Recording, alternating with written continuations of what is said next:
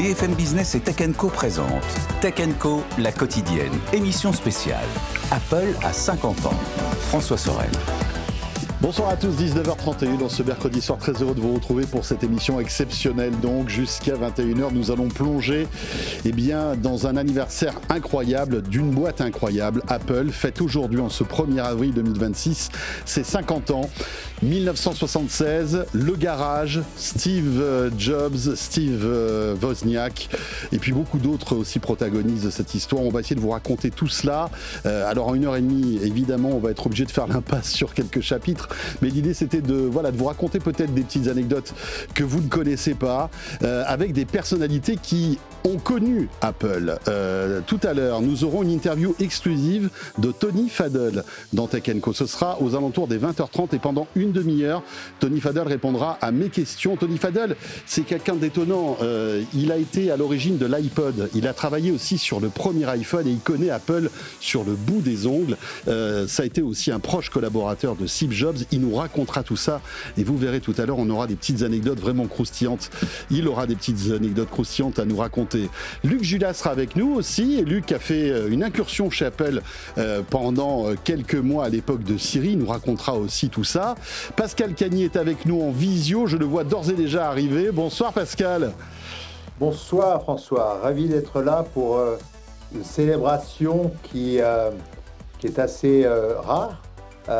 Avoir un demi-siècle pour une belle société, c'était important qu'on se retrouve. Et bien voilà, très heureux de t'avoir avec nous, mon cher Pascal.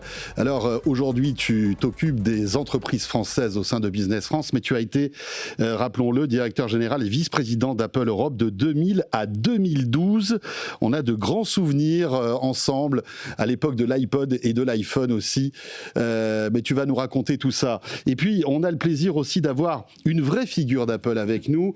Quelqu'un qui a énormément compté lors des premiers chapitres d'Apple dans les années 80. C'est Jean-Louis Gasset qui est avec nous sur le plateau de Tech Co ce soir. Bonsoir Jean-Louis. Bonsoir.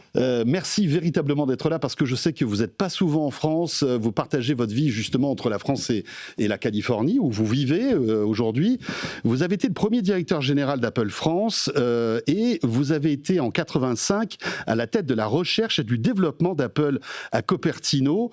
Alors évidemment, c'est gigantesque tout ce que vous pouvez nous raconter sur cette boîte-là qui fête ses 50 ans. 50 ans d'Apple. Est-ce que, à l'époque, quand vous avez été embauché chez Apple, c'était, vous nous le racontiez tout à l'heure, à Genève, à la fin de l'année 1980, vous pouviez imaginer que 50 ans après, Apple serait la boîte tech la plus incroyable au monde? Non, surtout que c'était déjà à l'époque une boîte qui avait du mal à faire des transitions, puisqu'il y avait l'Apple II qui marchait vraiment très bien, et puis Apple essayait de développer un nouveau produit, vraiment le Macintosh. Ouais. Qui n'avait rien à voir avec l'Apple II, donc la transition a été difficile. C'est ça qui m'a donné l'opportunité d'être en quelque sorte transféré, greffé sur l'organisation à Cupertino avec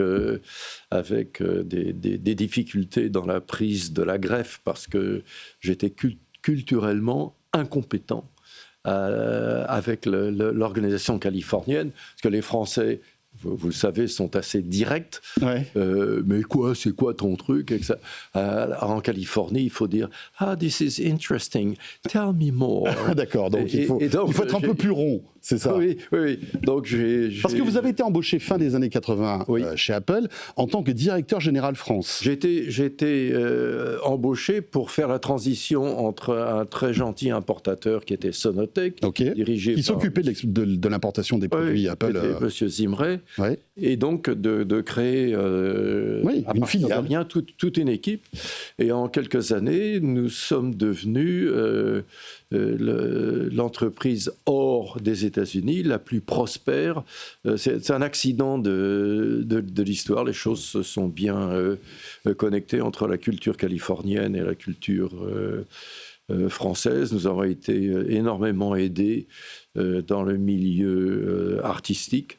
Et ça a été vraiment une joie de créer cette équipe. Frédéric Simotel est avec nous aussi. Bonsoir Fred, bonsoir. Journaliste évidemment à BFM Business. Et je pense Fred que tu as envie comme moi de poser cette question à la fois à Pascal et à Jean-Louis. Vous avez rencontré Steve, vous le connaissiez bien. Jean-Louis, à quel moment avez-vous rencontré Steve Jobs? C'était au tout début de votre embauche en fait? Oui, en février 81, j'ai fait un voyage à Cupertino. Et donc j'ai rencontré Steve Jobs qui était... en short, assis, les jambes croisées sur un meuble de bureau et qui se curait les ongles des pieds. C'est vrai ce qu'on dit qu'il avait une hygiène à l'époque qui était quand même assez aléatoire. Ça lui a pas nui. Non mais c'est vrai ça ou pas? C'est une légende ou... non, c'est vrai. C'est vrai, c'était vrai. Bon, d'accord. C'était un hippie, un ancien hippie. Un ancien hippie, ouais. Mais ancien, il s'est vite converti oui. au côté très, très propre. Donc, et donc, oui, voilà. Donc, vous le rencontrez en février 81. Ouais. Comment était Steve dans les relations? Quel type de relations vous aviez construit avec lui? C'était des relations professionnelles ou ça allait un peu plus loin? Ça allait de temps en temps un peu plus loin. Quand il aimait venir en France.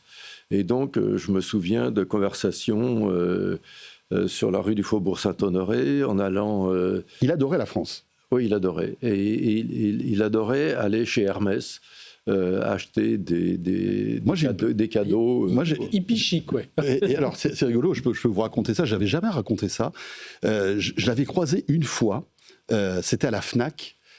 Qui était boulevard Saint-Germain. Je ne sais pas si vous vous souvenez, à l'époque, il y avait une Fnac, et il devait graviter pas loin à l'époque, et il adorait aller à la Fnac, pour regarder les bouquins, etc., mais surtout pour voir comment étaient installés ces produits, en fait. Je ne sais pas, Pascal, tu as peut-être connu cette période-là, non ? La période, d'abord, je suis très heureux de retrouver Jean-Louis, que finalement, je ne retrouve que sur les plateaux de BFM. Oui, c'est vrai. Et Jean-Louis a fait le premier quarter, si je peux dire, le premier quart d'existence de Apple, et moi, je suis arrivé en 2000, littéralement, apparemment 19 à 20 ans après lui. Effectivement, je ne sais que peu de choses de ce qui se passait avant, parce qu'avant, j'étais versé à la compétition, et je regardais le iMac avec beaucoup de critiques. Je sortais à tort ou raison de l'univers Windows, que j'appréciais pas du tout, puisqu'ils avaient fait nous couler avec le 360, et chez Packard Bell, où on essayait déjà de faire dompter l'informatique par l'humain, on avait mis par exemple ce qu'on appelle une USB key. Et on avait aussi des CD qu'on pouvait réécrire et écrire, ce que ne savait pas faire le premier iMac. Et donc ça a été mon point d'accroche dans la discussion, non pas avec le hippie, mais le hippie converti à une forme de vie californienne que j'ai vue au Cano Resort à Hawaï. Je dois être au mois de février, pour tout vous dire, ça devait être le 21 février parce que c'est le jour de son anniversaire. Il avait daigné me donner 5 heures, lui, en tongs et en short, Jean-Louis, il ne se curait pas les pieds. Et on a eu 5 heures de discussion, alors que moi, je venais comme, pas en costume de ville, mais je venais comme un Européen qui devait arriver à Cupertino, où j'ai rencontré Peter Omheimer, Fred Anderson, Avi Tevenian, John Rubinstein, qui était vraiment le monsieur hardware de la maison, Nancy Heinen, qui s'occupait du légal, et m'a dit, enfin, Steve, il devait vous voir, mais il n'est pas là, allez le voir à Hawaï. Et donc, c'est ce que j'ai fait. Je connaissais Hawaï de ma vie précédente en Californie, donc j'étais très heureux d'y retourner. Et là, il y a eu 5 heures de discussion absolument intéressantes où Apple, pour moi, était le loser, Jean-Louis. C'était les gens qui avaient plus de part de marché, qui n'avaient pas ouvert leur système d'exploitation, qui sortaient ou étaient encore en faillite, endettés. Il y avait le début de quelque chose, puisque la première de couverture de Fortune de janvier 2000 montrait que Stevie Wonder, ou Wonder Stevie, renvoyait des produits. Mais voilà un petit peu le contexte de ma première rencontre avec lui, après avoir eu un coup de fil un peu plus tôt, où il m'invitait à aller le retrouver au Japon, parce qu'il faisait l'Apple Expo et qu'il lançait le Flower Power. Ce à quoi je lui ai dit non, puisque j'avais un contrat chez Dell, et c'est en me ravisant un peu plus tard que j'ai pris le soin d'aller sur le chemin de Cupertino. Et puis le reste, c'est que de l'histoire.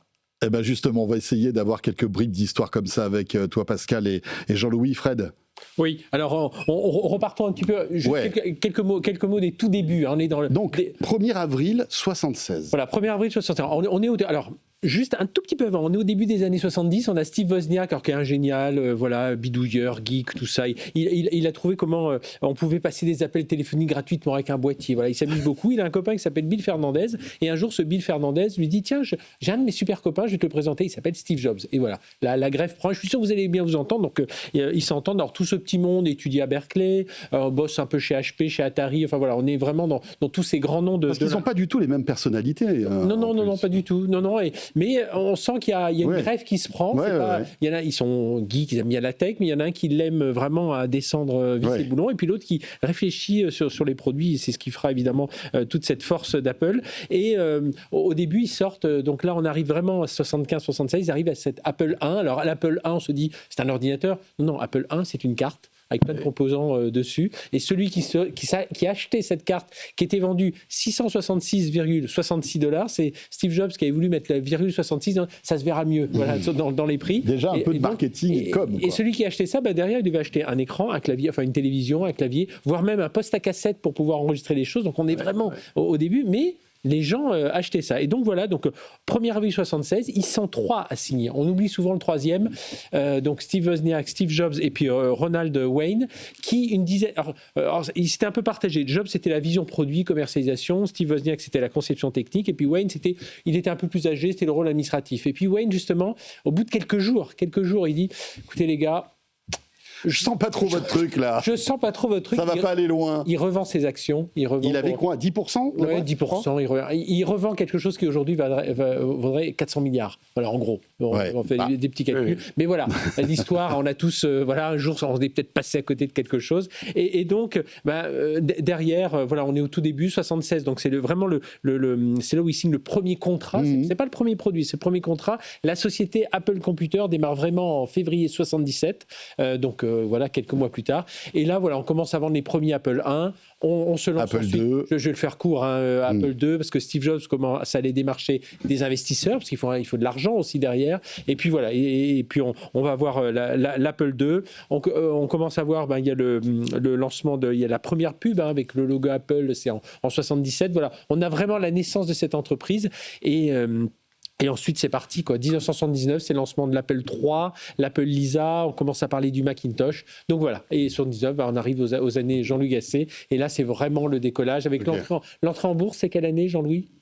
80 12 décembre 1980. Le jour de votre embauche, ou pas loin. Oui, le jour, ce jour.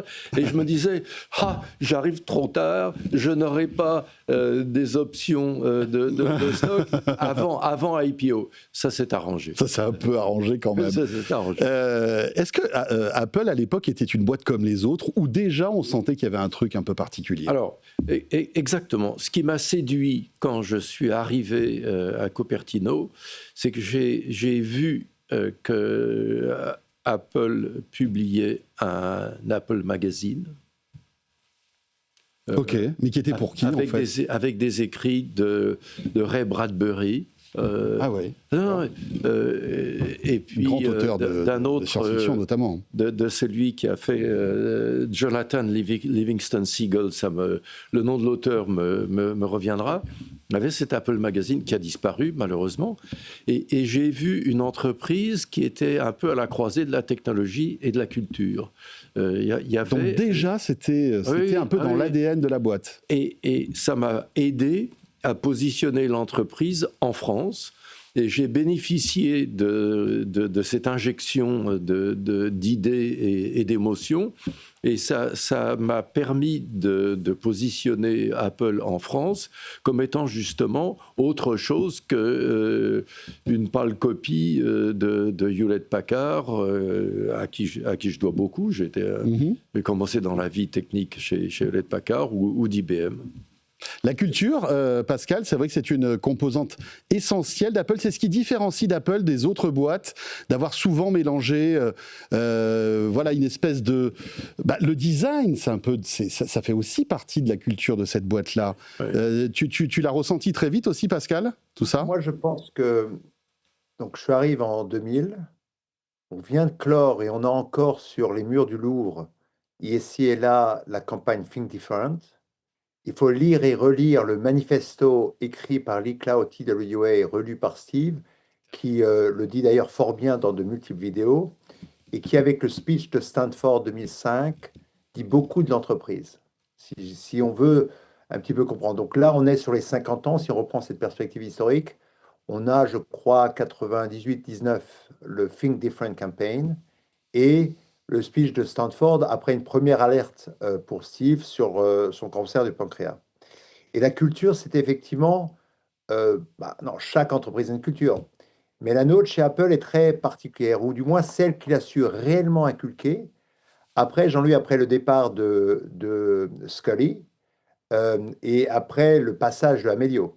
C'est-à-dire que ce qui est intéressant pour nous, Français, dont on sait que notre CAC 40, notre Eurostock 50, c'est essentiellement des entreprises qui étaient là il y a déjà 50 ans ou 200 ans, et qu'on n'arrive pas à renouveler, à la différence des Américains, euh, des grandes entreprises qui rentrent dans le top 20, le top 50, bah, ce qui nous a vraiment différencié chez Apple, c'est une sorte de rebirth, c'est-à-dire qu'il y a une renaissance totale. La société était en faillite en 98. Et le retour de Steve au pouvoir, avec un board qu'il maîtrisait, ce que la gouvernance d'aujourd'hui ne lui permettrait sans doute plus, lui a permis d'inculquer un petit peu ce qu'il a appris en étant quelqu'un qui n'avait pas eu de vraiment d'études, le hippie qu'il était, mais en même temps un marketeur hors pair. Et donc, quand on réfléchit aux 3-4 grandes idées qui font cette culture, c'est vraiment l'idée de, et je vais refaire encore un franglais, de insanely great product, des produits qui sont totalement exceptionnels. Mhm. Et quand Tim, dans son message des 50 ans, veut dire 2-3 choses importantes, il reparle du produit sans compromis. La deuxième idée, c'est sans doute de dire, comme le disait Jean-Louis, ce croisement entre la technologie, la culture et la créativité. Rappelez-vous, dans les années 76, et il en parlera mieux que nous, c'est vraiment le concept de la bicyclette de l'esprit. C'est une mauvaise traduction, mais c'était vraiment donner plus de pouvoir, d'autonomie aux gens, et notamment aux gens créatifs, qui étaient les derniers des Mohicans. En 2000, les seuls gens qui avaient encore du Mac, c'était quelques créatifs, les médecins, plutôt que les autres. Et ils travaillent là-dessus parce qu'on a gardé quelques logiciels. On avait perdu AutoCAD chez Autodesk, ce qui était une grosse perte. Donc, deuxième idée, en matière de culture, c'est cette idée de donner un outil au-delà du produit qui soit le meilleur. Et puis après, il y a une forme de discipline, pas très californienne première période, où on a une discipline folle. C'est l'aptitude à dire non. Au moment où on lance le iPod le 23 octobre 2001, pardon, tout le monde nous explique qu'après 2-3 années et un vrai succès, qu'on va devenir Sony. Et on nous explique qu'il faut qu'on fasse de l'OEM sur le caméscope de l'époque, l'appareil photo. Et là, la force de Steve et de tout le management, c'est d'avoir refusé de faire autre chose que ce à quoi ils étaient prédestinés et qu'ils faisaient extrêmement bien. Et donc, cette aptitude à dire non, qui est ce que je réutilise encore aujourd'hui dans les multiples sociétés que je gère ou dans lesquelles j'investis, était très forte. Et enfin, la discipline, c'est aussi ce qu'on a théorisé avec Joël Poldoni dans l'Apple Université, qui est arrivé un peu plus tard, puisqu'après la première alerte pour Steve en 2005, on s'est posé la question de savoir qu'est-ce qui fait vraiment Apple.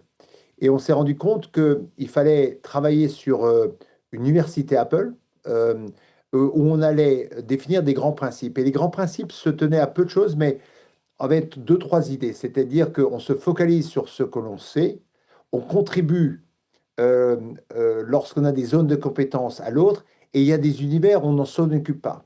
Donc ça a une forme de spécialisation à outrance qui fait que, par exemple, on avait répertorié l'ensemble de la communauté des employés Apple en 2 grandes catégories, c'est-à-dire ce qu'on appelle les single contributeurs, avec 3 niveaux, et les managers.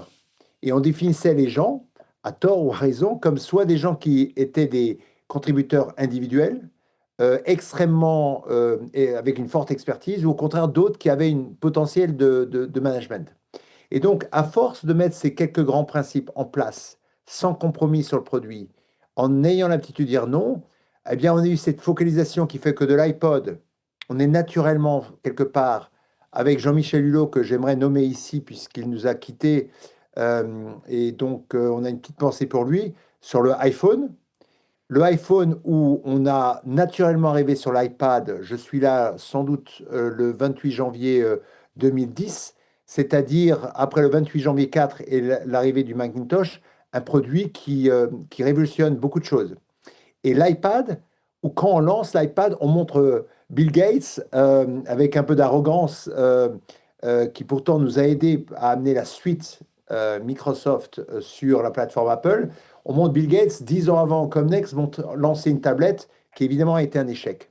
Donc je pense que ce qui définit vraiment Apple, la différencier, c'était une culture à laquelle, sur ces 50 ans, on n'a sans doute pas fait de compromis avec le produit, et puis surtout l'idée que on est dans la politique de l'offre. C'est-à-dire qu'on n'écoute pas le marché pour définir le produit qu'on fait, on fait le produit que l'on estime être le plus intéressant, et ensuite, il trouvera ou non son marché, et ce qui a conduit ailleurs, d'ailleurs avec quelques échecs ici et là. Voilà ce que je peux dire en ayant été sans doute trop long. Non, mais c'est toujours un plaisir que de t'écouter, Pascal. Jean-Louis, j'aimerais qu'on remonte encore le temps et qu'on se pose au milieu des années 80 et que vous nous racontiez un petit peu l'un des épisodes les plus explosifs de l'histoire d'Apple, avec cette crise entre Steve Jobs et John Sculley, qui est le patron de l'époque quand même. Vous étiez au milieu de tout cela. Ouais. Est-ce que vous pouvez nous raconter ce qui s'est passé? Parce qu'il y a eu des vraies tensions entre un dirigeant qui était là et puis Steve qui voulait revenir. Vous étiez là au milieu. Est-ce que vous pouvez nous raconter le contexte de tout cela et qu'est-ce qui s'était passé? Le contexte était que les affaires d'Apple n'allaient pas en 85. C'est une des raisons pour lesquelles ils sont allés chercher quelqu'un comme moi pour prendre la direction des ingénieurs, et que Steve, à l'époque, tournait en rond. Il est devenu un visionnaire extrêmement précis, organisé dans sa pensée, avec une capacité oratoire qu'on connaît. Mais à l'époque, ce n'était pas du tout le cas.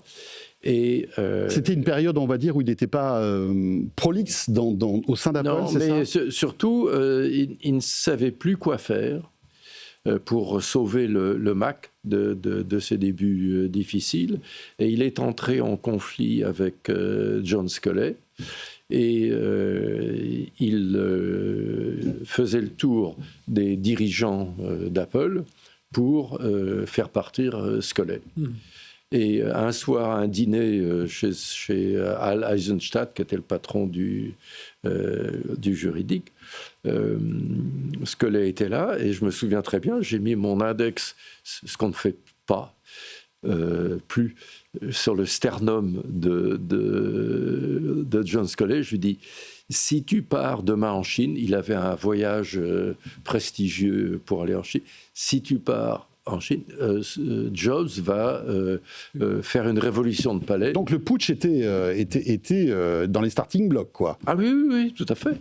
Et John s'est réveillé, est resté, et il a demandé au conseil d'administration de mettre Jobs sur le côté, et Sculley a vraiment repris les rênes d'Apple qu'il disputait avec Steve Jobs. Sans cet index sur le sternum de John Sculley, oui, c'est une chose que je ne ferai plus. Mais peut-être que la destinée d'Apple aurait été tout autre. Finalement, admettons qu'il parte en Chine, peut-être que ce putsch programmé de Steve Jobs aurait pu se réaliser, et là, la destinée d'Apple aurait été tout autre. Oui, c'est étrange. Il y a des moments. Et Steve, vous en avez voulu de tout ça ou pas à l'époque? Oui, bien sûr, parce qu'il a su quel avait été mon rôle. Il est venu, quand il s'est fait pousser dehors, pleurer dans mes bras, littéralement. Je lui ai donné mon mouchoir pour essuyer ses larmes. Il m'a dit, oui, je t'appellerai, je vais partir sur la route, je t'appellerai d'une cabine téléphonique. C'était assez désespéré. assez théâtral. Mais bon, il y a des moments comme ça où je ne savais pas ce qui m'a pris. C'était vraiment un instinct de survie parce que je ne me voyais pas, ayant transféré toute ma famille en Californie, je ne me voyais pas dans... Laisser Steve Jobs s'aborder cette boîte, en fait. C'est parce que c'était un peu le sentiment que vous aviez. C'est ce qu'on craignait, mais il faut se souvenir quand même que le fait d'avoir mis Steve Jobs dehors, ça a été un service rendu à Apple et à Steve Jobs, parce qu'il est tombé de son cheval, parce qu'à l'époque, il y avait la réputation de l'Apple II, de Steve, du Macintosh, etc. Et il s'est épousseté, il a fait Pixar, parce que quand vous ne faites dans la vie qu'une société comme Pixar, vous êtes un capitaine d'industrie. Et donc, il a pris de l'expérience, de la maturité, de l'ingéniosité. Il s'est affirmé comme étant quelqu'un qui savait faire. Et c'est ce qui a permis son retour chez Apple en 97. Et le vrai paradoxe, c'est que c'est Steve Jobs qui a embauché John Sculley en 83. Et il l'a convaincu en lui disant cette phrase qui est devenue mythique, hein, vous comptez vendre de l'eau sucrée toute votre vie, ou vous voulez changer le monde avec moi. Il était chez Pepsi. Il était chez Pepsi, oui, voilà. C'était pas quelqu'un qui connaissait la tech, finalement, John Sculley, au départ. Non. Voilà. Fred. Oui, il faut rappeler vraiment cet épisode, 85-97, où donc Steve Jobs n'est plus à la tête d'Apple, s'en va sur les chemins de Pixar. Il fonde aussi une entreprise Next aussi, parce qu'il continue évidemment à réfléchir à l'avenir de l'ordinateur. Et Next va être acheté par Apple en 96-97. Et là, c'est le retour de... Non seulement cette société rachetée, c'est là où Steve Jobs revient à la tête d'Apple. Et là, il y a le génie, il rencontre Johnny. Alors, il restructure, il vire 3000 personnes. Il rencontre un certain Johnny Ive. Ça va être important pour la suite, parce que c'est là qu'on va sortir, qu'on va arriver l'iMac. Et là, ça y est, ça repart. Pascal, ça a été le plus gros, plus beau, plus extraordinaire retournement de situation qu'on n'a jamais vu dans l'industrie, quand Steve Jobs est revenu en 97 à la tête d'Apple. Pascal, il nous reste 2 minutes. Je sais que tu as un emploi du temps chargé ce soir. Jean-Louis est très important. On t'entend pas bien, attention. Vas-y, je t'en prie. Pardon. Ce que vient de dire Jean-Louis, ce que vous avez commandé est très important. En 2 minutes, Pascal, s'il te plaît, 2 minutes. Ce sera en moins de 2 minutes. On voit une vidéo où Christophe Tonnegren interview avant l'arrivée du Macintosh en 84. Selon l'INA, j'ai vu ça dans la soirée, dans la nuit. Et il dit quelque chose de très important. Il dit la culture du secret. Et ça me rappelle d'ailleurs ce que disait Macron dans sa campagne. En France, quand on a du succès, on est suspecté. Et lorsqu'on a un échec, on est condamné. Et cette culture de l'échec ou de l'aptitude à rebondir, c'est exactement lorsqu'on réfléchit à l'Europe et à notre pays, et c'est le message que cette anecdote très importante mentionne, c'est qu'on doit pouvoir rebondir, donner une deuxième chance, et au contraire, on le fait de manière plus forte. Et d'ailleurs, moi, en tant qu'investisseur, chez C4 Venture, avec plus de 16 unicorns sur moins de 60 investissements, je sais que quand je vois des serial entrepreneurs et des gens qui ont eu un échec ou qui ont été challengés, c'est un actif extrêmement important. Donc je pense qu'il faut aussi tirer de cela pour notre audience, de la success story Apple, quelque chose de très fondamental. Et je suis très heureux que Jean-Louis ait dit que sans doute, sans cet épisode-là, le Apple d'aujourd'hui, avec ses 160 000 salariés, ses 2,2 milliards de bases installées de iPhone, ses 4 trillions de valorisation ne serait pas là. Voilà ce qu'on peut dire dans ces quelques secondes. Et d'ailleurs, c'est important ce que tu dis, Pascal. Je recommande à tout le monde de retrouver sur YouTube cette interview de Christine Ockrent, enfin de Steve Jobs par Christine Ockrent, parce qu'il parle de la France. Et il dit justement, en France, vous n'avez pas cet esprit-là. Et c'est important. Voilà. Et dans un écouté, ça dure quelques minutes. Dans la journée, j'ai voulu remontrer cette archivina, parce que c'est un message qui, plus de 40 ans après, est tellement actuel, même si on a fait des progrès avec la French Tech, la French Fab, les unicorns qu'on a créés. Mais il faut s'en rappeler parce que là aussi, sans le savoir, il avait été incroyablement visionnaire. Pascal, pour terminer en quelques secondes, réponse courte si tu peux, mais c'est une question aussi compliquée. Est-ce que l'âme d'Apple est toujours là, aujourd'hui, 50 ans après ? En 2012-13, quand j'ai quitté Apple, tout le monde me disait la transition est impossible. J'ai racheté les actions Apple, j'ai parié, j'avais pratiqué Tim pendant 10-15 ans et il a démontré qu'elle était là. Vous avez une chance, once a lifetime, de lancer un iPhone qui fait 2,2 milliards de bases installées. On ne peut pas leur reprocher, que ce soit avec le Vision Pro aujourd'hui, hier avec la Watch, qui pourtant a un chiffre d'affaires supérieur à toute industrie helvétique, de ne pas l'avoir fait. Et il y a beaucoup à faire. Et puis surtout, le téléphone, il y a un avenir incroyable. Imaginez que le téléphone va être le meilleur outil pour tirer parti et surtout populariser l'intelligence artificielle. Donc moi, je crois que Apple a encore de beaux jours devant lui. Je crois que c'est même que le début de son histoire, parce que si on écoute bien et on regarde les histoires de ce qu'on voit aux États-Unis et en Europe, les sociétés, quand elles ont passé des choses aussi graves que la crise proche de la faillite, ben, elles sont là pour des trimestres, des quarts de siècle à venir. Donc retrouvons-nous de 25 ans pour célébrer les 75 ans d'un Apple en pleine forme. Ah ben alors, je serai là. Avec plaisir. Je n'ai que 82 ans, oui, donc c'est bon. 25 ans, c'est mais voilà, du tout. Effectivement. Merci beaucoup, Pascal. Tu vas le faire, Jean-Louis, je te le souhaite, et j'ai hâte de te voir au-delà d'un plateau BFM pour qu'enfin on célèbre tout cela ensemble. Bah, bien sûr, évidemment. Avec plaisir. À très vite. Merci beaucoup, Pascal. Pascal Cagny, donc, qui a été, je vous le rappelle, directeur général et vice-président d'Apple Europe de 2000 à 2012. Merci pour ton temps, Pascal. Et vous restez avec nous, Jean-Louis Gasset. On a encore quelques minutes à passer ensemble. Vous restez là. Frédéric Simotel. Luc Julia nous rejoint dans quelques minutes parce qu'il a été aussi. Voilà, il fait partie de l'aventure Apple. Il va nous raconter tout ça dans un instant. Merci d'être là. On fête les 50 ans d'Apple ce soir, 1er avril 1976, 1er avril 2026. À tout de suite. Tech Co, la quotidienne, émission spéciale. Apple a 50 ans. Tech Co, la quotidienne, émission spéciale. Apple a 50 ans.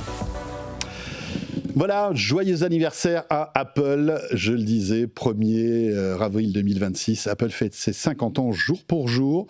Et avec nous sur ce plateau, une émission spéciale et des invités exceptionnels. Jean-Louis Gasset qui est toujours là, qui a été le premier directeur général d'Apple France. Et vous avez été aussi à la tête de la recherche et du développement d'Apple à Cupertino dans les années 80. Vous étiez chez Apple de 80 à 90. Hein. Oui, 10 ans. Voilà, 10 ans. 10 ans de ma vie. Toujours Frédéric Simotel, journaliste à BFM Business, qui a bien connu tout ça, puisque évidemment à l'époque tu couvrais déjà l'actualité tech. J'ai même interviewé Steve Jobs en 95 sur Next. On avait fait un voyage exprès depuis Paris. Dès qu'on avait su qu'on avait quelques minutes avec lui, on avait pris un avion, on était parti à 3-4 pour le rencontrer. Et c'était, il était chez Next et on sentait quand même que quelque part il y avait. Il allait avoir l'après le retour d'Apple. Quelque chose qui allait se passer. Ouais, c'est clair. Et puis Luc Julia nous a rejoint. Il est avec nous en visio. Bonsoir Luc. Bonsoir messieurs. Co-créateur donc de Siri, l'assistant vocal d'Apple, hein, et c'est vrai que tu as été en 2010, c'est ça 2010 dans les effectifs d'Apple, tu as été à la genèse de l'arrivée de Siri, c'était sur l'iPhone 4S en 2011, c'est ça 2011-2012, oui. Exactement. Merci d'être là. Et tu es donc à Palo Alto, un coin que connaît bien Jean-Louis Gasset. Vous vous connaissez bien tous les deux. Vous êtes quasi voisins, non ? Quasi, oui. On est chacun à bout de Palo Alto, mais on se voit de temps en temps. Très bien. Est-ce que vous parlez tous les deux d'Apple de temps en temps vous avez une nostalgie de cette époque-là ou pas ? Jean-Louis, Dans mon cas... oui et non, parce que je continue de suivre tout ce qui se passe. J'ai des copains dans la structure. Certains peuvent me parler, certains ne le devraient pas. Mais je continue. Enfin, je m'y intéresse beaucoup puisque je dois tellement de choses à cette entreprise. Mais en même temps, j'ai 82 ans, je suis le chauffeur de mon épouse maintenant, et donc c'est une autre vie. Écoutez, Apple conserve bien, parce que franchement, vous ne faites pas votre âge. Vous êtes en pleine forme. C'est mon épouse qu'il faut complimenter. Écoutez, c'est elle qui me surveille. Elle s'occupe bien de vous. C'est gentil. Luc, 50 ans d'Apple, qu'est-ce que ça évoque pour toi, cet anniversaire ? Bon, moi, j'ai connu essentiellement les 15 dernières années, quoi. Avant ça, j'étais plus utilisateur. Hein. J'ai rencontré Steve Jobs la première fois en 2003. Donc, on va dire que ça fait 23 ans que que je regarde un tout petit peu ce que fait Apple, mais avant j'étais plus Linux, moi, tu vois. Donc, mais ce que ça évoque aujourd'hui, ça évoque quand même beaucoup de choses qui ont été faites, surtout dans le design, des belles choses, des beaux objets, des beaux ordinateurs, et puis des innovations quand même en software aussi, en logiciel aussi, et peut-être ces 15 dernières années, un petit ralentissement. Ah, le petit ralentissement. C'est compliqué. Stagnation, on va dire, allez. Oui, voilà, c'est ça. J'ai une Fred. question Luc, est-ce que tu dirais que Apple a réussi quelque chose, c'est de rendre la technologie invisible? Ouais, pas tout à fait, parce que bon, c'est pas complètement encore invisible, mais c'est sûr que c'est beaucoup plus smooth. Tu vois, je sais pas comment on dit en français, Fluide. mais c'est beaucoup plus agréable à utiliser quand tu étais sur un Mac ou quand tu es sur un Mac ou sur un iPhone. C'est sûr que c'est plus smooth, quoi, c'est plus facile. Donc c'est pas complètement transparent parce que tu as toujours l'objet, tu as toujours les touches, tu tapes, tu as toujours le mulot, comme dirait l'autre. Mais bon, c'est quand même plus. Ouais, c'est moins. Je disais à mes amis quand je suis passé sur Apple, de Linux à Apple, que les touches étaient plus douces. Tu vois, c'était moins dur à tirer les trucs, à sortir, à jouer avec les applications, c'était moins dur. Ça avait l'air moins dur, physiquement. Et puis, donc, tu es arrivé à l'époque, on le disait, des préparatifs de Siri, qui a été donc l'assistant vocal qui aujourd'hui est assez décrié quand même, hein, parce qu'on voit que Siri n'a pas beaucoup évolué depuis 2011 et son arrivée. Hein. C'est d'ailleurs assez... Enfin, les dates sont quand même assez étonnantes, puisque Siri est sorti, je crois, la veille du décès de Steve Jobs. Enfin, les dates se sont entrechoquées de manière assez étrange, d'ailleurs, non ? C'est ça, Luc? 4 octobre 2011 et il est mort le 5. Ouais, effectivement, c'était sorti. Je pense qu'il attendait la sortie de Siri parce que c'était son bébé à lui. Hein. Ses sbires, tous ses lieutenants étaient assez contre Siri, en fait. D'ailleurs, ça s'est confirmé après. Et donc, effectivement, mais depuis 15 ans, ça n'a pas beaucoup évolué. Hein. Ils ont loupé pas mal de coches. Il y a eu, Siri était basé sur ce qu'ils appellent du machine learning, de l'intelligence artificielle du machine learning. Après ça, il y a le deep learning qui est arrivé. Ils ont mis 3-4 ans à se mettre au deep learning dans les années 2014-2017. Et puis là, avec les IA génératives qui sont arrivées, qui auraient dû être ce que Siri utilise pour être vraiment conversationnel. Donc depuis 2022-2023, on est en 2026, c'est toujours pas conversationnel, alors que d'autres le sont. Et on a vu, ça a été annoncé à la fin de l'année dernière, donc en décembre 2025, on a annoncé que Siri allait être maintenant repris en quelque sorte par Gemini, par Google. Ouais, ça c'est quand même une info intéressante. J'imagine que vous suivez ça de près quand même, la destinée, les évolutions d'Apple. Est-ce que vous êtes d'accord sur le fait que depuis ces 15 dernières années, enfin en tout cas c'est ce que dit Luc Julia, Apple a un peu ralenti en termes d'innovation. Et 15 ans, ça tombe, c'est la disparition de Steve, hein, finalement. Est-ce que vous pensez qu'il y a un... Alors c'est une question un peu bateau, et c'est vrai qu'il y a beaucoup de fantasmes derrière tout ça, mais est-ce qu'il y a un avant et un après Steve, finalement, aujourd'hui chez Apple, Jean-Louis ? Il y a de toute évidence un après Steve, parce que Tim Cook, que j'aime et que je respecte énormément, qui fait un job très difficile de naviguer, en particulier les relations avec l'administration Trump. Bien sûr. On le critique, mais son métier, c'est de protéger les intérêts des actionnaires, des employés, des clients. Ouais, il fait ça avec beaucoup de talent et beaucoup d'intelligence. Oui, et un sens du sacrifice que je salue. Mais ça n'est pas l'homme charismatique.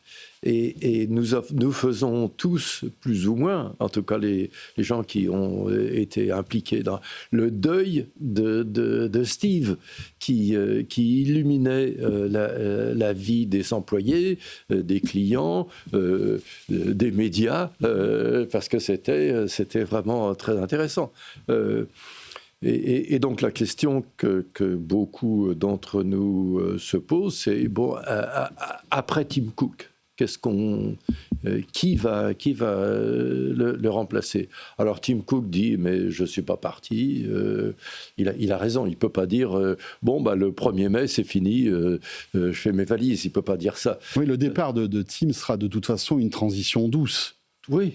Forcément. Oui. Et vous pensez que celui qui doit le remplacer, c'est quelqu'un qui doit avoir déjà vécu, qui a l'ADN Apple dans les veines, dans le corps, ou est-ce que ça pourrait être, on se souvient, je rappelle juste cet épisode 2013, Elon Musk, parce qu'il y a toujours un Elon Musk qui traîne dans toutes les histoires, et Elon Musk, il a essayé de faire un peu un coup d'État. Il est allé voir Tim Cook en disant ce serait bien, Tesla n'était pas aussi florissant qu'il a que ça. Tu m'achètes Tesla, mais je prends la direction d'Apple. Écoute, tu m'achètes Tesla, vous avez votre voiture, on va faire des choses fonctionnelles. Tout le monde dit que la voiture, maintenant, c'est un smartphone sur roue. Eh bien voilà, moi, la voiture, elle sera là. On va faire des choses formidables. Par contre, je prends la tête d'Apple. Bon, Tim Cook avait fait une fin. Alors, on ne sait pas si c'est vrai. On ne sait pas si c'est vrai. Le Musk nous parle de ça. Personnellement, je n'y crois pas. Mais enfin bon, voilà. J'étais pas dans la pièce. Oui, mais justement, alors est-ce que ça veut dire qu'aujourd'hui on cherche, il faudrait quelqu'un qui est solide, expérimenté. On voit que l'IA bouleverse tout. Est-ce qu'il faudrait un équivalent d'un Sam Altman qui un jour arrive à la Terre? Je dis pas Sam Altman, mais non, surtout pas. Non, surtout pas. Non, mais vous voyez un profil extérieur, mais qui a d'autres idées sur l'IA et tout ça, ou alors ce qu'il faudrait quelqu'un dans la continuité, qui a l'ADN d'Apple. Dans la continuité, avec bien entendu des idées, mais il y a des gens très intéressants, on en parlait tout à l'heure, il y a cette femme française qui s'appelle Fidji Simo, qui est une femme qui est née au bord de la Méditerranée, à Sète, qui était la seule de sa famille à avoir fait des études. Enfin, c'est une femme absolument remarquable. Qui a eu des postes importants chez Meta, après chez Instacart, et qui est là maintenant au numéro 2 de chez OpenAI. Donc il y a des gens très intéressants partout. Je pense quand même qu'il y a aussi chez Apple des gens très intéressants. J'en connais quelques-uns. Il y en a plusieurs que je verrai avec plaisir. Mais bon. Non, mais c'est votre regard est intéressant. On ne me demandera pas mon avis, mais que je verrai avec plaisir à la tête d'Apple des gens comme John Ternus, qui est un homme discret, mais pas trop, qui a un très bon charisme à l'intérieur de l'entreprise, mais qui ne fait pas d'ombre à Tim Cook. Et puis, il y a un homme que j'aime beaucoup, qui a 40 ans d'Apple, qui s'appelle Greg Joswiak, qui est le vice-président marketing, qui est l'homme qui répond le plus rapidement de tout ce que j'ai connu de ma vie professionnelle aux emails. Ah ouais. L'email arrive. 2 minutes plus tard, j'ai Vous avez la réponse. Alors, c'est un type absolument délicieux, qui est très aimé dans l'entreprise. Mais qui est de la génération, il a quel âge, Greg Joswiak? Il a 61 ou 62 ans. Ouais, voilà, donc il est de la génération d'un John Ternus est un peu plus jeune, oui. John Ternus est plus, en effet. Il a une dizaine d'années de moins. Plus jeune. Il y a Eddie Q, qui est l'homme des médias, qui a fait des choses extrêmement importantes pour Apple, pour asseoir les revenus de service de l'entreprise. Et puis, je suis sûr que quelque part, 2 couches en dessous du niveau senior vice-président, il y a des gens absolument remarquables. Mon favori, mais qui n'est pas un candidat, c'est Johnny Shrouji. C'est l'homme qui a fait le silicium. Ah oui, Johnny Shrouji, c'est un arabe israélien chrétien. Waouh. Arabe israélien chrétien, enfant prodige, qui a été à une école genre polytechnique vers les 16 ans, qui naturellement a fait son service à l'IDF, qui a travaillé chez Intel, IBM, et puis finalement Apple, Steve Jobs, a mis la main sur lui. Et c'est lui qui donne à Apple cette position d'avoir les meilleurs processeurs de toute l'industrie. L'Apple Silicon, qui fait partie d'ailleurs de l'une des grandes ruptures dans le bon sens du terme chez Apple, puisque Apple a c'est le vice-président des technologies hardware chez Apple. Il est sous la direction de Tim Cook. Un type délicieux, et j'aime bien quand il présente, parce qu'il a cet accent, compte tenu de mes attaches familiales, il a un accent légèrement moyen-oriental, et un type absolument délicieux. Luc, bon alors, je ne sais pas si durant tes temps de loisirs, tu imagines la succession d'Apple, mais tu es d'accord avec Jean-Louis, il faut plutôt aller du côté de l'interne si un team un jour décide de jeter l'éponge, comme on dit. Il y a des rumeurs. Les rumeurs, c'est que c'est John Ternus qui est déjà sur la ligne de départ et que c'est pour très bientôt. Donc, c'est plutôt de l'interne, comme a dit Jean-Louis. Alors, je vais pas faire un jeu de mots mauvais, plutôt terne, dans le sens où c'est pas flamboyant, quoi. Et je pense pas qu'ils vont oser aller à l'extérieur. Je pense pas. Mais bon, j'en sais rien, évidemment, je suis pas en secret des dieux. Mais la rumeur, quand même, qui est la plus grosse, c'est John Ternus dans quelques semaines. Luc, dernière petite question. Quelle est la période d'Apple qui t'intéresse le plus finalement? Parce que malgré tout, tu es un fan de technologie, même si tu as connu la dernière partie d'Apple, mais est-ce qu'il y a une période durant laquelle tu aurais bien voulu participer à cette boîte? À l'époque de l'iPod, de l'iPhone ou même avant?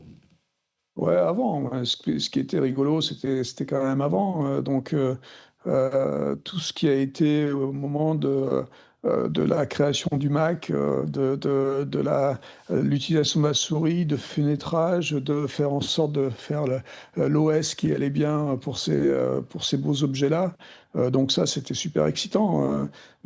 Avec les intrigues de la vallée entre Xerox PARC et Apple, en fait, tout ce qu'on a pu raconter dans les différentes biographies de Steve Jobs. C'était le début était très intéressant, donc de la micro-informatique, on va dire. Mais c'est vrai qu'après, même dans le développement un peu plus tard, des choses qui n'ont pas forcément marché, comme le Newton et des choses comme ça, c'était des objets aussi intéressants, tu vois, avec les prémices du stylo, des gestes, des ordinateurs portables plus petits et qui va arriver dans les années 2007 au iPhone.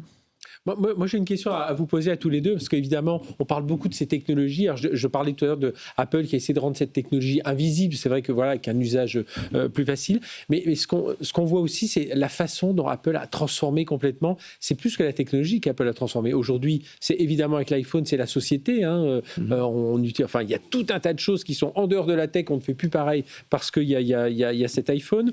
On a tous ces services, l'App Store, l'abonnement dont tout le monde s'inspire aujourd'hui. Il y a toute cette partie écosystème aussi, où Apple. Et j'aimerais bien savoir pour vous, est-ce que quand vous avez traversé ces vies d'Apple, il y avait cette histoire, on va changer le monde? Ah oui, c'était... et nous étions, puisque je faisais partie de l'entreprise, considérés comme des gens arrogants. Et pour revenir un peu sur... Pour moi, la période la plus excitante d'Apple, c'est celle qui arrive maintenant. Ah oui, d'accord. Ah oui, parce que... Parce que c'est... Pourquoi? Parce que c'est le futur et que le futur va être forcément passionnant? Ou parce que là, Apple est à la croisée des chemins avec peut-être de nouveaux devices, l'arrivée de l'IA?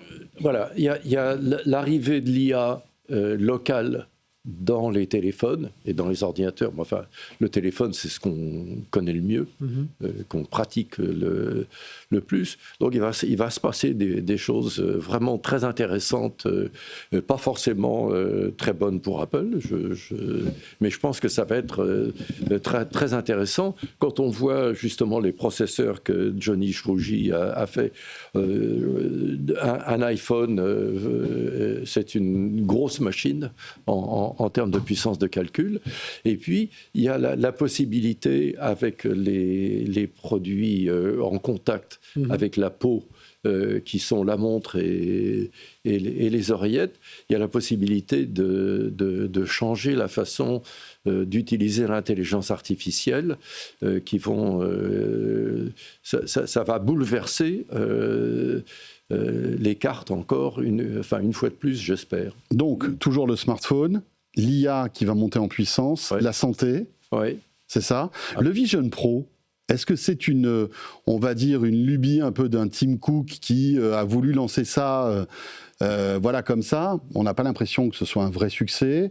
Est-ce qu'il faut laisser le temps à ce type de produit? Qu'est-ce que vous en pensez, tiens, du Vision Ce que Pro? j'en pense, c'est que Tim Cook est allé voir des étudiants quelques mois avant la sortie du Vision Pro en Italie en disant: vous allez voir, une fois que vous l'aurez utilisé, vous ne pourrez plus vous en passer. Ouais. Ça n'est pas ce qui se passe.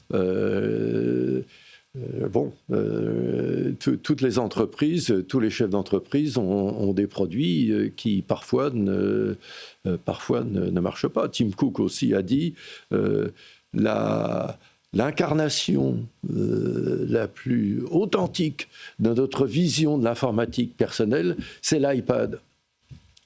Non.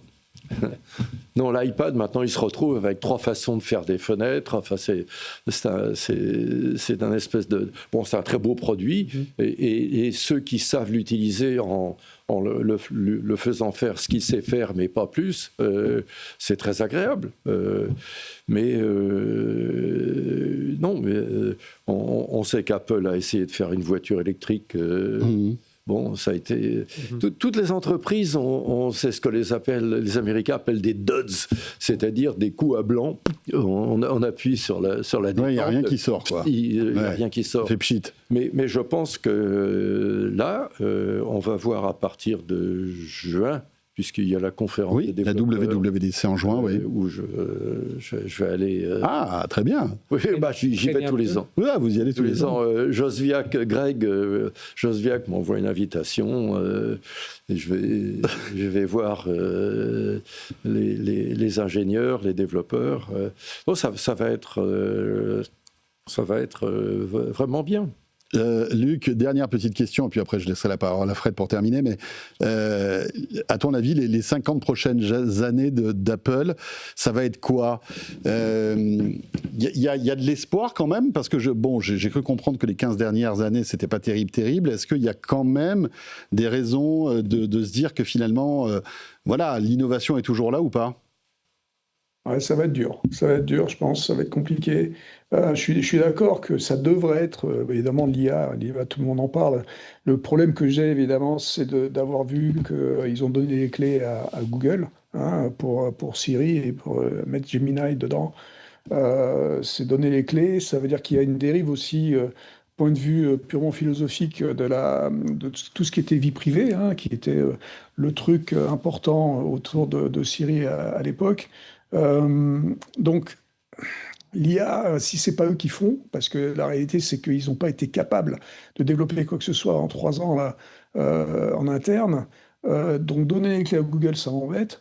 Et le hardware, et ce qu'on a vu dans l'évolution du hardware dans les dernières années, à part les puces, comme l'a dit Jean-Louis, les puces qui sont extraordinaires, on aurait pu, avec cette capacité qu'ont ces puces, faire des trucs certainement beaucoup plus extraordinaires, point de vue purement machine, des vraies innovations. La vision, c'est effectivement une catastrophe. Donc, je suis les 50 prochaines, si c'est comme les 15 dernières, ça va être compliqué quand même. Aïe. Oui. Si on regarde d'autres acteurs qui ont plus de 100 ans, on pense à IBM évidemment, on voit que les 50 années suivantes ont été un peu compliquées. Un peu plus compliquées. Certains succès, ils ont réussi à maintenir des choses, mais ont été plus compliqués. Après, les chiffres d'Apple sont complètement affolants. Moi, deux petites choses. La première, je pense qu'il y a aussi un aspect de Tim Cook qu'il faudra relever aussi, c'est tout l'aspect renouvelable. C'est quelqu'un qui est très... et Apple a été un gros acteur, tu parlais de la santé, ils sont un gros acteur aussi du renouvelable. Et on sait qu'aujourd'hui, tout ce qui va être l'énergie est important pour l'IA, pour tout un tas de choses, de recyclables, etc. Et autre chose, faire attention justement, un peu comme c'est pour ça que je pensais à IBM, que c'est un empire technologique aujourd'hui, et attention au côté aussi empire financier, parce que c'est une entreprise qui pèse 4 000 milliards, et attention à la personne qui va prendre la suite de pouvoir avoir toujours cet esprit d'innovation et tout ça, et parce que quand on a beaucoup d'argent, on peut se perdre aussi dans beaucoup de choses.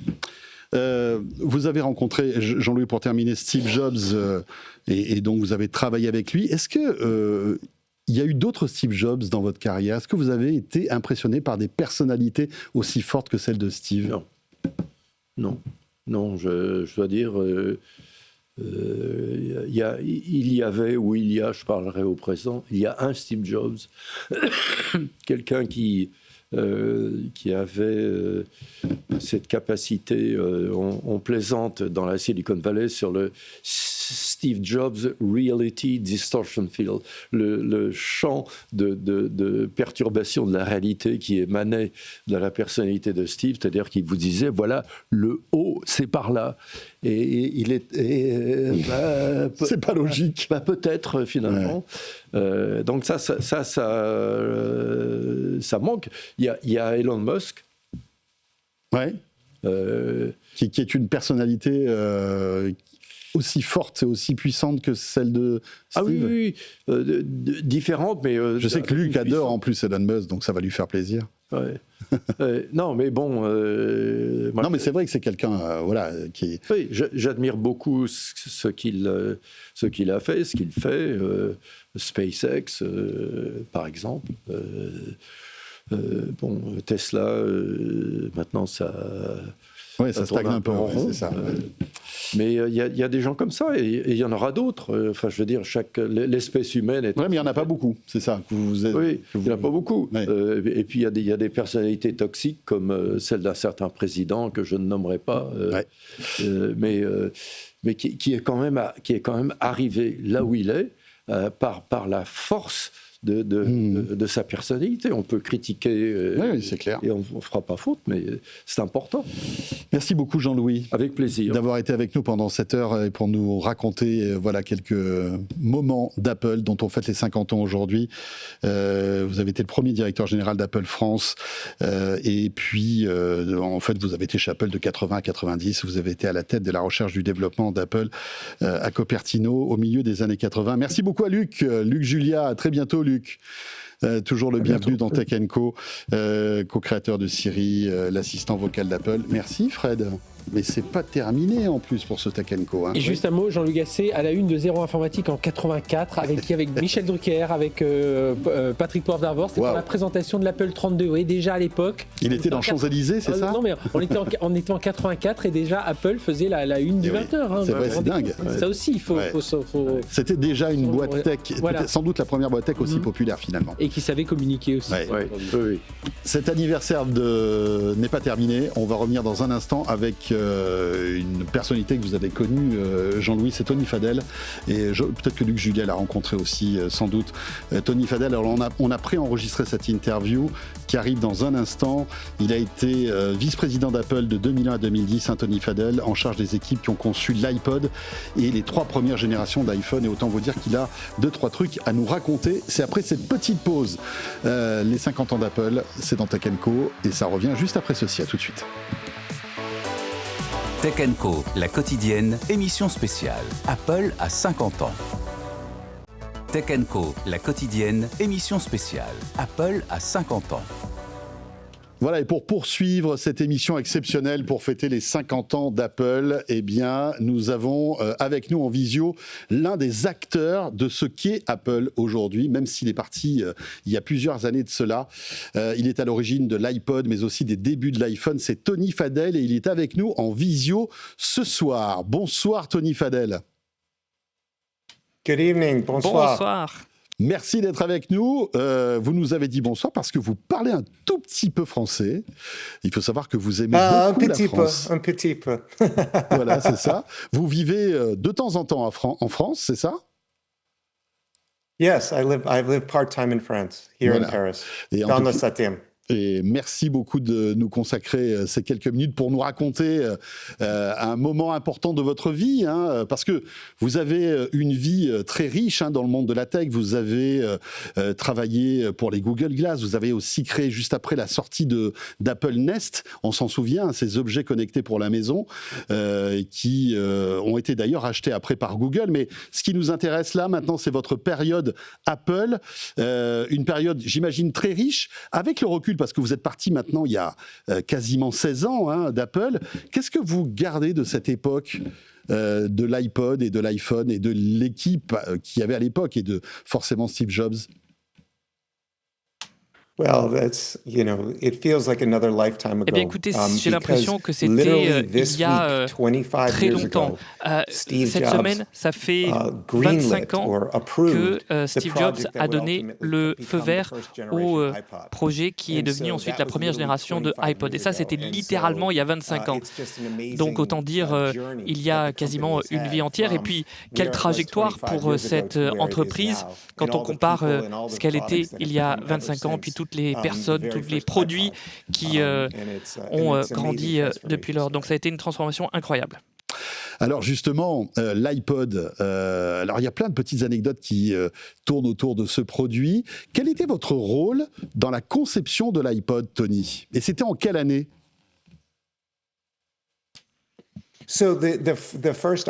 Alors, le tout premier iPod, il est sorti à l'automne 2001. Le nom de code, c'était P68, c'était son nom de code au sein de l'entreprise. Et ensuite, au mois de septembre, en 2001, on l'a nommé l'iPod. Et on avait une toute petite équipe, on était quoi, 30, 40 à peu près dans l'équipe, pas plus. Et on a créé ce produit. Moi, je suis arrivé en tant que freelance. Et ensuite, j'ai intégré l'équipe, construit l'équipe, et puis on a créé ce produit ensemble en moins de 10 mois, entre le début du projet, la première idée, et le lancement. Ça a été seulement 10 mois. Donc jour et nuit, on a travaillé pour pouvoir délivrer ce produit avant Noël 2001. Alors, c'était évidemment un record de développer un produit from scratch en 10 mois. Pourquoi ça ? Parce que vous aviez Steve Jobs qui trépignait d'impatience de voir ce produit sortir avant Noël 2001, c'est ça ? Il y avait une pression de la part de Steve ? Alors, pour être tout à fait transparent, en fait, il y avait une grosse pression sur l'entreprise d'une manière générale. Apple était au bord de la banqueroute en 2000-2001, donc c'était un projet qui lui tenait à cœur et je sais qu'il l'a supervisé de près parce que c'était une petite équipe. Il n'y avait qu'un seul autre produit à l'époque, c'était le Macintosh. Donc, c'est de là que toutes les recettes venaient et la part de marché aux États-Unis, c'était moins de 1% pour les ventes d'ordinateurs. Et après, il y avait un peu le marché japonais. C'était pas du tout Apple avec toute une suite de produits. Non, Apple, c'était un produit qui était très peu commercialisé et qui était sur le point de mourir. Et quand on a reçu le feu vert pour le projet, moi, je savais même pas s'il fallait que je me lance là-dedans parce que je savais même pas si Apple allait exister dans un an et qu'on allait pouvoir lancer le projet. Et moi, j'avais connu suffisamment d'échecs à la Silicon Valley et j'avais vraiment pas envie de me lancer dans un échec de plus et je voulais pas participer à cette entreprise qui risquait de péricliter. En tout cas, c'était un projet auquel lui, Steve Jobs, tenait et donc il a veillé à ce qu'on ait toutes les ressources nécessaires pour aller au bout de ce projet. D'ailleurs, on a parachevé le projet beaucoup plus vite que ce qu'on avait prévu de faire en moins de 10 mois et Steve Jobs a été extrêmement heureux de cela. Donc on a travaillé très dur, oui. Alors, ce qu'il y a d'intéressant, c'est que l'iPod est sorti dans l'univers Mac. Et est-ce que c'est vous qui avez poussé aussi Steve à le proposer en fait aux utilisateurs de Windows pour élargir en fait on va dire le parc d'utilisateurs ? Alors, en fait, lorsque l'iPod est sorti, Steve Jobs était convaincu qu'au moment du lancement, ça nous permettrait de vendre aussi plus d'ordinateurs Macintosh. Pour lui, c'était un produit d'appel en quelque sorte. Et il se trouve que les iPods première et deuxième génération, qui n'étaient que compatibles avec les Macintosh, étaient problématiques parce que on ne pouvait pas vendre beaucoup d'iPod parce qu'ils ne marchaient qu'avec le Macintosh. On ne pouvait pas demander aux gens d'acheter un iPod à $500 et ensuite un ordinateur à $2000.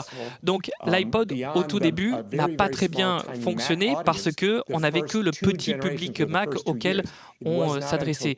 Donc les 2 premières années, ça a été difficile. Et puis ensuite, en 2003, nous avons enclenché la connectivité avec Windows. Et Steve n'était pas favorable, mais notre équipe l'avons convaincu, puis des gens aussi de l'extérieur de l'entreprise, pour pouvoir s'ouvrir à la connectivité Windows. Et c'est là que le phénomène iPod a vraiment pris de l'ampleur et on a observé une très forte croissance.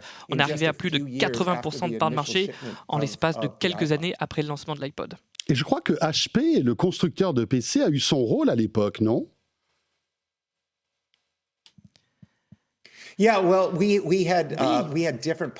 Alors, on avait différents partenaires qui travaillaient avec nous à l'époque, mais c'était surtout l'iPod qui a bien fonctionné. En fait, on a eu un partenariat court dans le temps avec HP, parce qu'ils faisaient un HP iPod pendant quelques trimestres, mais en fait, ça a vite été interrompu parce que ce n'était pas l'expérience que voulaient les utilisateurs. Alors, il y a eu l'iPod, le succès phénoménal, et puis après, il y a eu l'iPhone, et qui est véritablement une rupture à la fois chez Apple, mais aussi dans le monde du smartphone. Pour certains, en fait, le smartphone a commencé avec l'iPhone. Quel a été justement, tout comme l'iPod, votre rôle dans le développement du premier téléphone chez Apple ? Là, on est un petit peu plus tard, hein. L'iPhone est sorti, en tout cas, a été présenté par Steve Jobs lors de cette keynote mythique, c'était en 2007. Vous avez commencé à travailler sur l'iPhone à quelle période exactement ? Alors, ce qui s'est passé, c'est qu'au moment du lancement de l'iPod et de l'essor de l'iPod en 2004 et en 2005, là où ça fonctionnait vraiment très très bien, on a des entreprises comme Nokia, comme Siemens qui fabriquaient des téléphones et qui se sont aperçues de notre succès et qui se sont dites qu'elles pouvaient apporter les mêmes fonctionnalités en matière de musique sur leur téléphone. Et ça a causé une crise existentielle à Apple parce que nous, on s'est dit que si les gens ne voulaient avoir qu'un seul périphérique avec eux et qu'il fallait choisir entre un iPod ou un téléphone, tout le monde allait choisir l'iPhone. Donc on s'est dit que s'il y avait de la musique sur les smartphones, ça tuerait notre iPod. Donc nous, on a entamé toute une réflexion avec différents prototypes. On avait un iPod plus phone qui était un genre d'iPod et de téléphone. Alors ça n'a pas très bien fonctionné pour tout un tas de raisons, mais c'est à ce moment-là en tout cas qu'on a développé l'iPhone et qu'on a présenté en 2007. Ce projet, il a commencé à la fin de l'année 2004 avec ce iPod qui était aussi un téléphone jusqu'à muter en quelque sorte et devenir cet iPhone. Donc ça a été 2-3 années où on a changé l'écran, clavier, tout un tas de fonctionnalités pour ensuite créer l'iPhone de 2007. Alors ce qu'il y a d'amusant, c'est qu'il y a eu pas mal de prototypes, j'imagine, du premier iPhone. Est-il vrai, Tony, que l'un des prototypes du premier iPhone avait la molette de l'iPod ?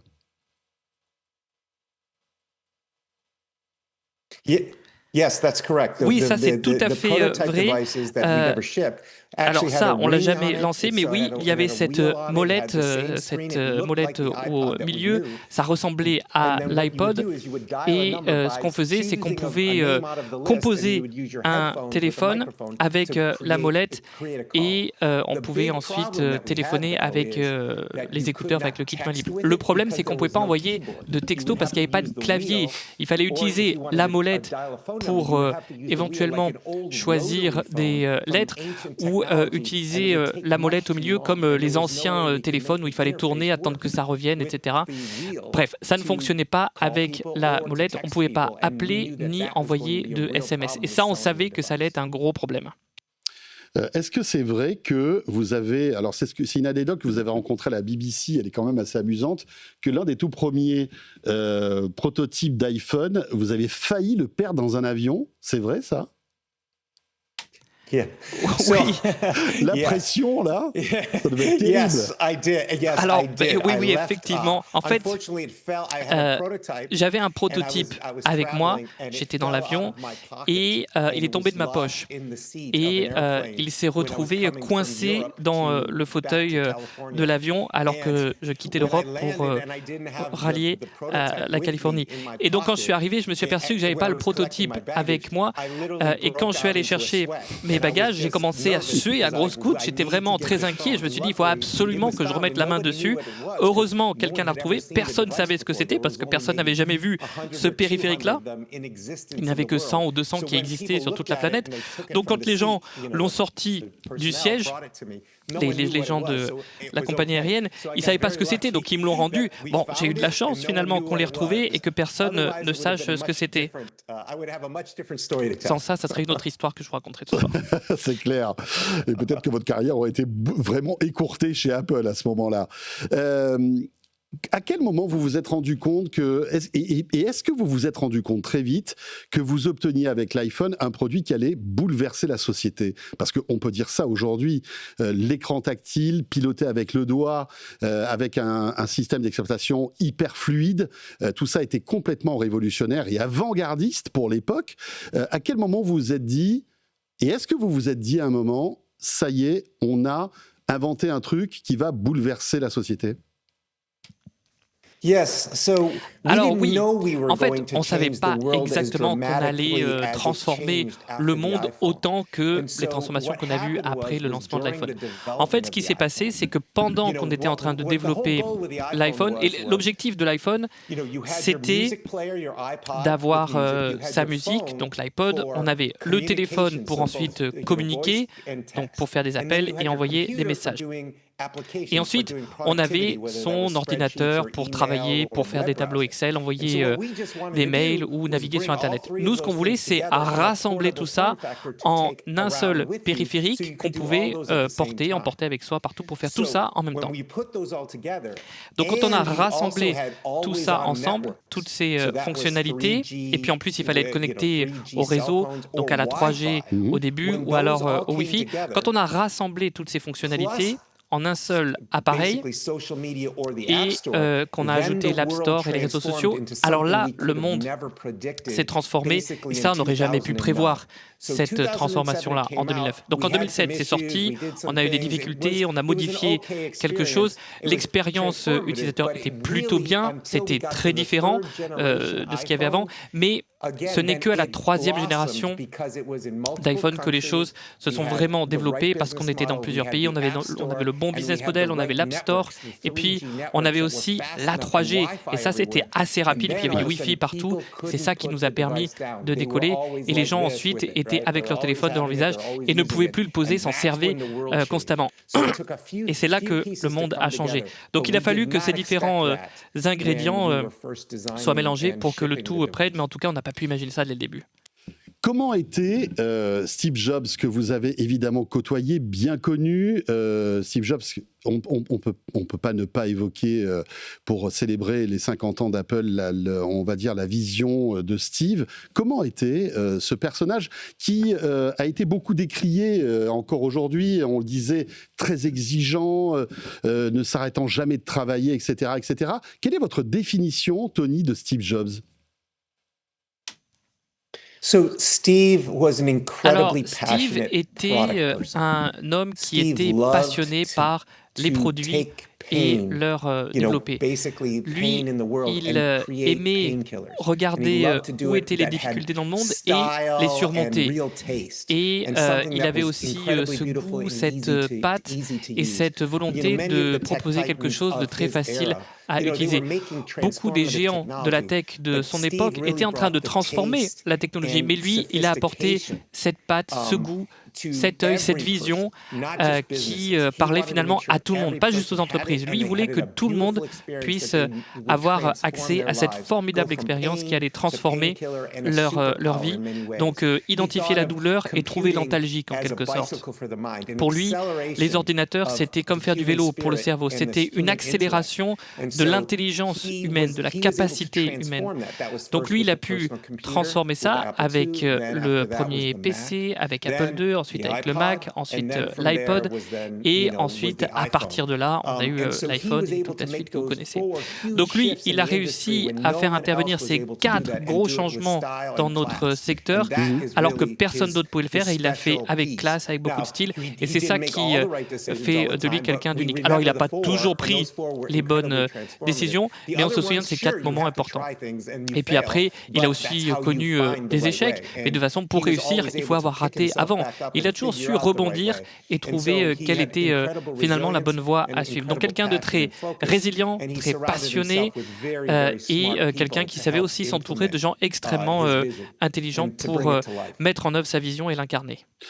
Steve Jobs nous a quittés il y a 15 ans déjà, le temps passe très très vite. Vous étiez déjà parti d'Apple, je crois, quand il nous a quittés. Vous êtes parti en 2010, Steve Jobs est mort en 2011. Est-ce que vous pensez que l'héritage de Steve Jobs est toujours aujourd'hui, 15 ans après, chez Apple ? Oui, ça ne fait aucun doute. En fait, beaucoup des personnes avec qui j'ai travaillé ou que j'ai embauchées sont encore à Apple. La plupart sont d'ailleurs dans l'équipe de direction ou encore à l'entreprise. Il y a des gens qui étaient assez jeunes quand moi j'étais jeune, mais eux étaient encore plus jeunes. C'est des gens qui maintenant dirigent l'entreprise et c'est des gens qui se souviennent du travail qu'ils ont pu faire avec Steve et qui ont aussi le souvenir de cette exigence-là. Donc, les gens sont encore là, ils font des produits formidables et on le voit avec l'iPhone 17, avec le nouveau MacBook Neo par exemple, et on voit qu'ils continuent à innover et à innover les produits que Steve a inventés, fait naître. Donc, c'est formidable de voir l'entreprise là où elle était lorsque lui, il a quitté l'entreprise, lorsqu'il était décédé, et voir là où on est l'entreprise aujourd'hui qui a atteint une taille qui est sans commune mesure par rapport à ce qu'elle était quand lui, il était aux manettes. Malgré tout, alors effectivement, Apple a atteint des résultats financiers incroyables, des succès foudroyants. Vous parliez de l'iPhone 17, enfin il y a énormément de produits. Le Neo, le MacBook Neo est quand même un produit assez étonnant. Mais malgré tout, et ça fait peut-être partie aussi d'un fantasme, on ne peut pas réinventer des iPhones tous les ans, on a l'impression quand même qu'il n'y a plus d'innovation véritablement marquante et disruptive par rapport à ce qu'on avait connu avec l'iPod et l'iPhone. Est-ce que vous pensez que c'est un problème de société, c'est qu'on ne peut pas finalement révolutionner la tech à tous les ans, ou est-ce que finalement cette vista, cette vision qu'avait Steve, aujourd'hui Steve a disparu, elle s'est un peu éteinte aussi avec lui? Alors, je pense que c'est deux choses, en fait. D'abord, la vision de Steve, elle était grande, elle était large et elle a impacté le monde entier. En 2009-2010, lorsque l'iPhone était encore jeune, quand l'iPad n'existait pas, qu'on n'avait pas les montres et les services Apple, il a fallu beaucoup d'années pour que Apple puisse conquérir le monde entier et rendre ses innovations accessibles à des populations dans le monde entier. Donc il a fallu beaucoup de temps pour que Apple parte à la conquête de tous ces marchés. Et puis ensuite, il faut bien voir que côté innovation, c'est difficile d'innover et de créer des produits qui ont un impact aussi retentissant que l'iPhone. Faire un autre iPhone, c'est très difficile. Mais quand on regarde ce que fait un iPhone aujourd'hui et ne faisait pas il y a 15 ans, c'est remarquable. Regardez Apple Pay, par exemple. Tout le monde se sert de Apple Pay. Et personne ne considère que c'est un produit, personne ne considère que c'est le nouvel iPhone, mais ça reste une innovation extrêmement utile, un service extrêmement précieux pour beaucoup de personnes dans le monde entier, et pour les entreprises aussi d'ailleurs. Donc, les innovations qui ont été ajoutées à la plateforme, à l'iOS, à l'iPhone, ont aussi transformé notre monde. Tim Cook mène bien la barque chez Apple, à votre avis ?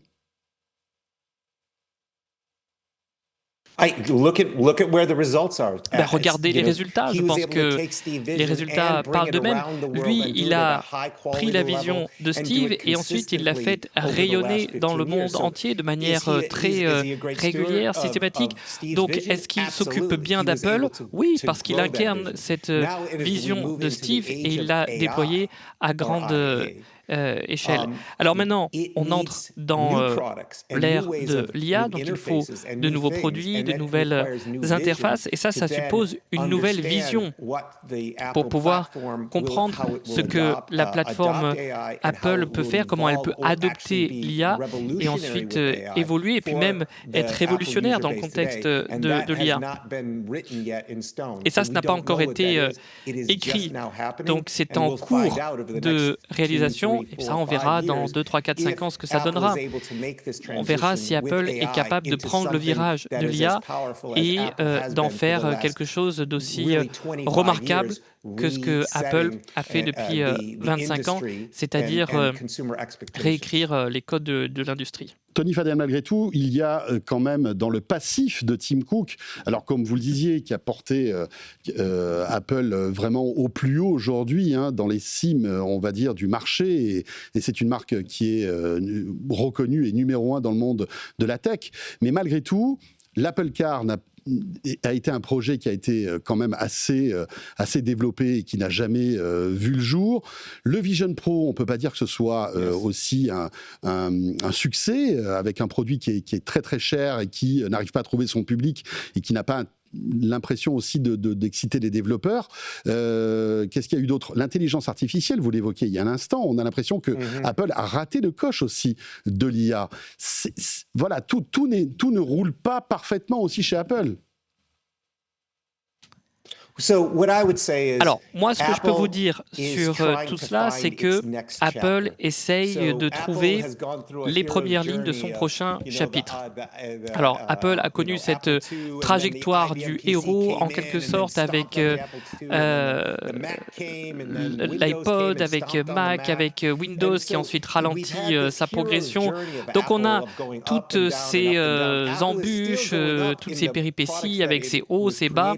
Alors, Apple continue de créer des produits incroyables, mais Apple réfléchit à quel est le prochain chapitre. Alors Apple Car ou d'autres produits ont essayé justement d'entamer ce nouveau chapitre. Alors Apple a encore un petit peu du mal, pareil d'ailleurs avec l'IA, on voit qu'ils essayent de comprendre quel est le paysage et voir comment on peut créer de nouveaux produits comme Steve le faisait avec cette vision qui était la sienne, et puis se servir de ces nouvelles technologies pour ensuite comprendre dans quelle direction il faut avancer. Et se poser la question de à quoi vont ressembler les 15-20 prochaines années pour Apple. Donc il faut qu'ils réfléchissent à comment ils vont produire de manière très différente par rapport à ce qu'ils ont fait. Même Apple Car, je pense, ça n'a pas très bien fonctionné. Mais il faut que ce soit révolutionnaire. Il faut qu'il y ait des nouveaux produits Apple qui sortent et qui adoptent l'IA pour qu'on ait 25 ans de succès comme on a connu ces 25 dernières années. Alors justement, vous évoquiez les 10-15 prochaines années. Typiquement, vous êtes potentiellement le futur, vous pourriez être le futur CEO d'Apple, parce que vous connaissez bien, vous avez la culture de la boîte. On a entendu dire, et les rumeurs sont de plus en plus importantes, comme quoi Tim Cook pourrait évidemment raccrocher dans quelques années. Est-ce que c'est quelque chose qui vous intéresserait de revenir à la tête d'Apple et d'insuffler justement cette vision du futur ?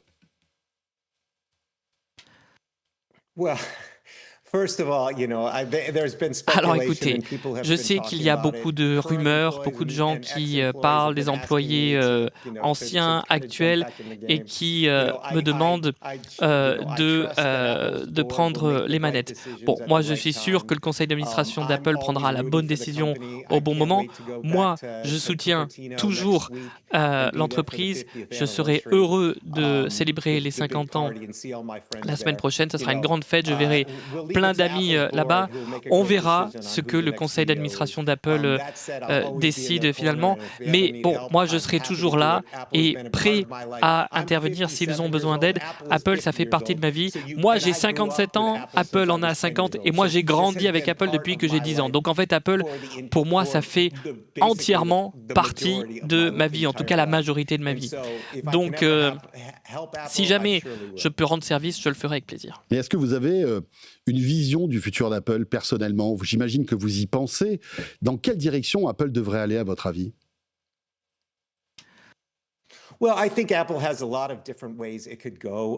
Je pense qu'il y a plusieurs horizons qui peuvent s'ouvrir à Apple. D'abord, il faut que Apple s'empare beaucoup mieux de l'IA. Et quand je regarde ce que Apple peut faire, je me dis que ça va être très difficile de répliquer le succès de l'iPhone. Même Apple le dit et le sait.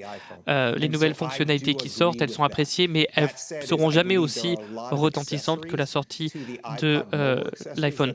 Maintenant, il y a beaucoup d'accessoires, de périphériques pour l'iPhone qui, je pense, peuvent être très réussis. Je pense que l'iPod doit revenir, mais sous une nouvelle forme pour que chacun puisse avoir une expérience numérique sans être connecté et sans être distrait par les notifications, etc.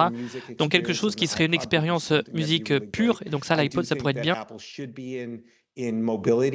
Je pense que Apple doit aussi faire partie du monde de la mobilité, de la domotique, en tout cas prendre beaucoup plus de place dans ces secteurs-là. Donc pour moi, il y a différentes catégories de produits où Apple peut jouer un rôle plus grand et se servir de l'IA par la même occasion. Et je pense qu'il faut que Apple mette le paquet là-dessus, comme Apple a mis le paquet sur la montre, sur les AirPods, qui sont des accessoires au téléphone, des accessoires qui ne sont pas forcément avec vous à tout moment, mais qui peuvent faire partie de votre écosystème, relié à votre téléphone, relié aussi à l'IA pour améliorer l'expérience. Alors je ne veux pas partager trop d'idées et trop de secrets avec vous, mais en tout cas, je pense qu'il y a de belles opportunités produits pour Apple qui peut en renforcer encore plus sa plateforme et la marque. Et dernière question, on murmure qu'un iPhone pliant pourrait sortir. Vous pensez que c'est une bonne idée, ça, de franchir le pas comme l'a fait Samsung il y a quelques années?